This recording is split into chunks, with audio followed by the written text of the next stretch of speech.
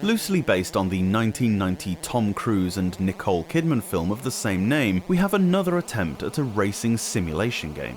I say loosely because the game really has nothing to do with the film except a common source material.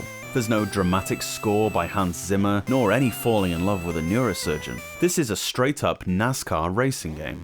Racing takes place from the point of view of the driver sat in his cockpit, and is a very solid attempt at a real-time 3D simulation. We saw a very similar thing the year previous with Bill Elliott's NASCAR Fast Tracks, but this time it's much smoother and the controls are actually responsive this time. Quite an impressive accomplishment, really. You have to feel these were infinitely trickier to produce than the more top-down arcade-style racing games, especially due to the graphical limitations. Come into contact with the wall or other cars and your vehicle incurs damage, which eventually will affect the handling, meaning you do at least have to try to slow down. You can choose from a variety of different racetracks. Well, perhaps variety is not the correct word here, as although there are 5 tracks in the game, they are all virtually identical. But hey, that's NASCAR, baby.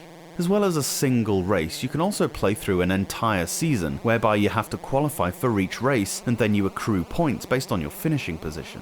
A somewhat interesting aspect of the game, note I said interesting, not good, is that you perform your own pit stops, which entail you loading the car onto a jack, taking the old wheel off, putting a new one on, then repeating the opposite side. I can't think of another game that does this, and looking at it objectively, there's probably a good reason for that.